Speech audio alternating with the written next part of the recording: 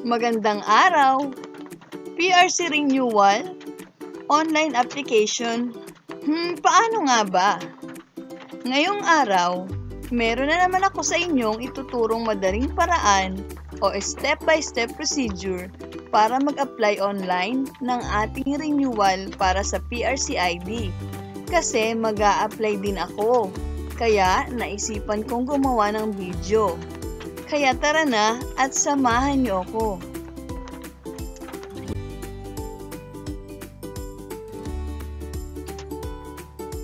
Kung mag-a-apply online, mas okay kung gamit ang laptop o desktop. Pero pwede rin naman ang cellphone.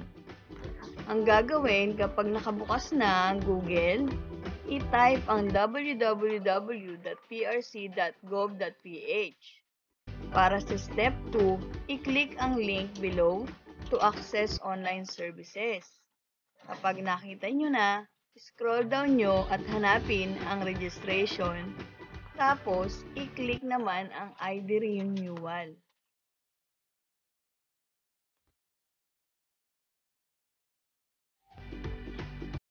Makikita nyo na naka-open na ang renewal of personal ID card. Pindutin nyo ang nasa loob ng bilog na yan at yung nakalagay na here.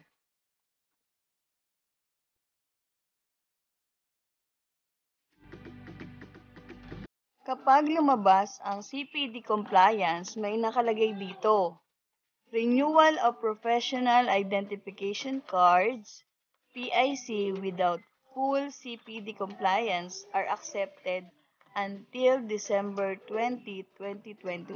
Ibig sabihin nun, pwede pa rin magpasa ng certificate na hindi pa ganun ka-complete ang CPD requirements hanggang December 20, 2021. Pagkatapos nun, i-click nyo lang ang OK. May magpa-pop up na naman na step-by-step procedure. Kung gusto nyong basahin yan, pwede nyo ring i-click here to view this website user guide. Kung hindi nyo naman babasahin, pwede nyo na ring i-close.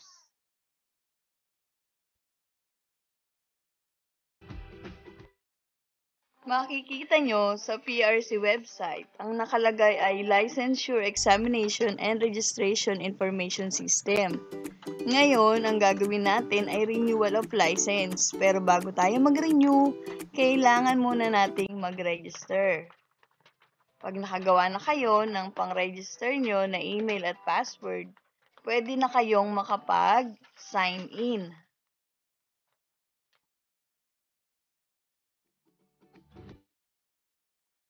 Bago tayo mag-renew ng ating license, kailangan muna nating mag-register.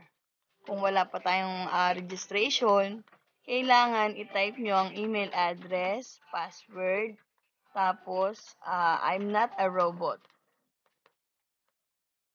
Kapag meron na kayo, ay pwede na kayong mag-sign in.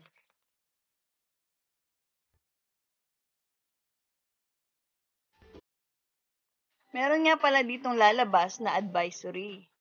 Kung kayo ay magpapapalit o magpapachange ng registered name nyo dahil nagpakasal kayo or meron kayong correction ng mga datas nyo, dapat pumunta kayo sa mismong main office ng PRC.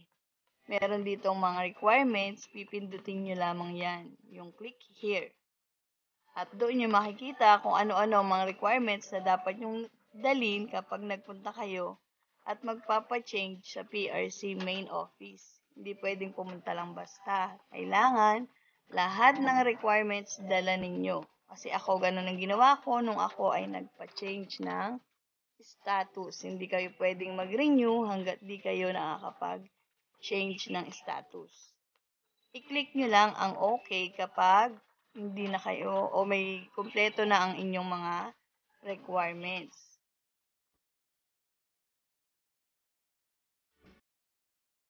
Ito naman ang lalabas. Ang nakalagay, appointment slots are free. Ibig sabihin, pwede kayong mag-apply ng inyong renewal kasi merong available na slots.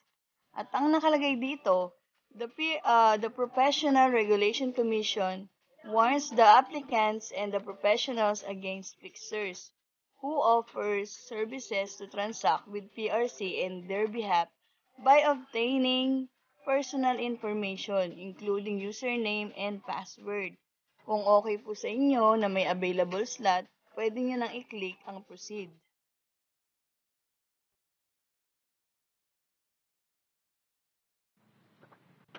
Ngayon, nakapasok na tayo.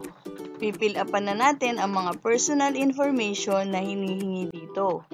Mula sa first name, middle name, last name, maiden name, civil status, gender, citizenship, birth date, birthplace, contact details, ang address natin, town, city, or province, and mobile number.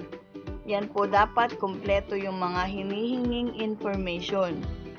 Mamaya po natin siya lalagyan ng picture kapag natapos na natin lahat ng mga information na hinihingi. Next na tayo.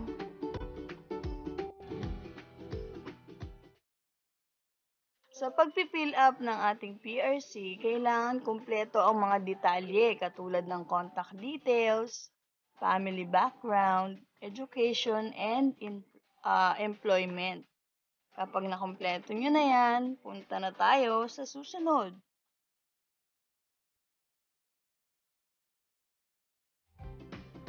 Pagkatapos ng education, nandyan ang employment.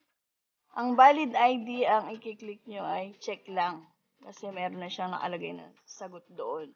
And other information, kung gusto nyo pang magpa-notify, i-click nyo lang ang yes para sa PRC notification.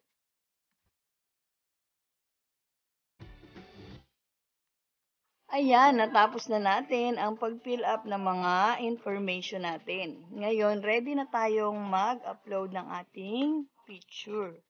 Kailangan meron na kayong nakasave na 2x2 picture na kung saan makikita nyo na dapat ay meron siyang requirements kung ano ba dapat ang sundin na size ng para sa passport. And then, next. Kapag nakapili na tayo ng picture na gagamitin, pwede na natin siyang i-upload. I-click nyo lang yang upload image.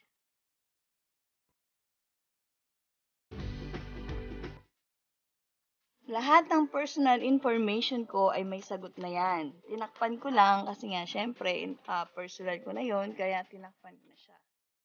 And then nakapaglagay na rin ako ng aking picture. Ang gagawin naman natin ay select transaction. Pero kung may gusto pa kayong balikan, mamaya. Huwag muna kayong mag-select.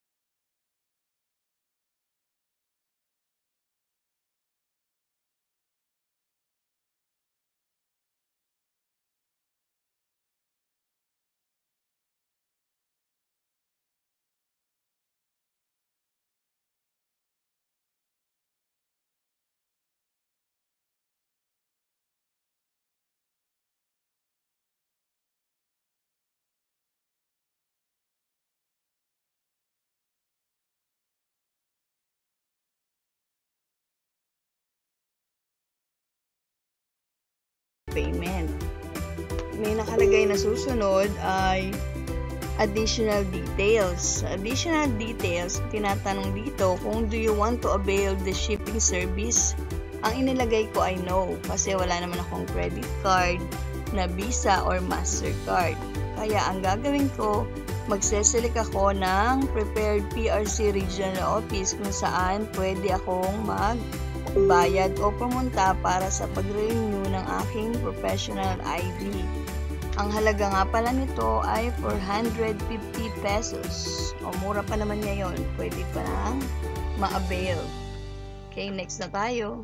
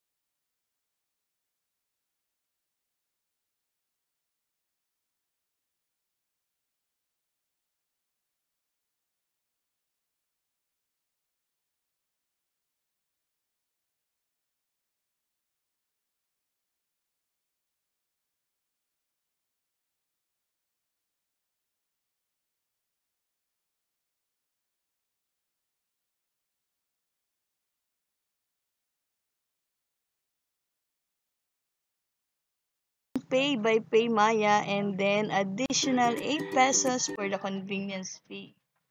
And then, click ulit ng OK button.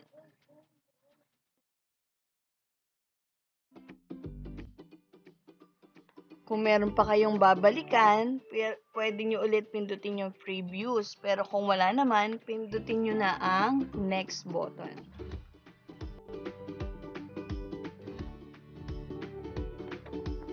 Ayan na, nasa step 3 na tayo. At pwede na nating pindutin ang submit application.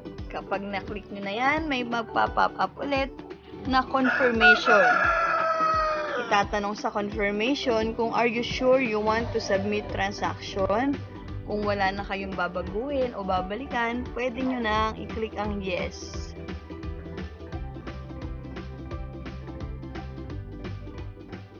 Kapag na-submit na natin ang ating application, magpupunta na tayo sa please wait while we redirect you to the payment site. Ibig sabihin, ito na yung site kung saan tayo magbabayad ng ating professional ID. Lalabas yung barcode sa tabi at i-click nyo kung magkano makikita nyo sa ilalim ng barcode.